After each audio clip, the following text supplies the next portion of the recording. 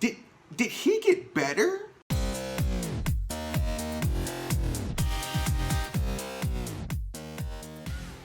Utah, after winning 11 straight games, got their butts kicked by NIKOLA JOKIC and the Denver Nuggets. Jokic dropped 47 points, was toying with Rudy Gobert. I don't know how this man, Rudy Gobert, has two defensive player of the years. Because let me just say something.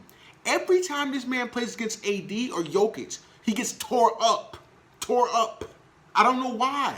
I don't know why. It's because he's long and lanky and he affects the paint. I agree with that. But I'm just saying, you can't be the defensive player of the year and get tore up by every marquee big man in the NBA.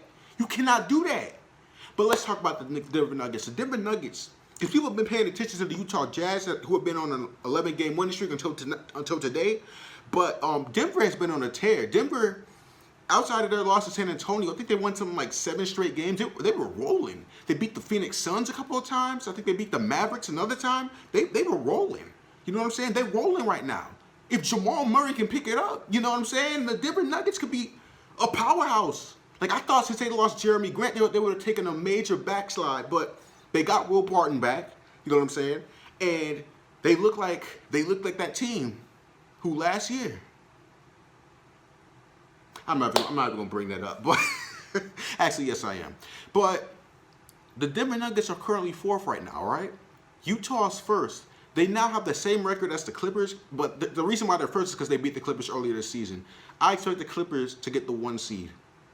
If that happens, and Denver's the 4 seed, you know the second round matchup. You know what the second round matchup is going to be, right?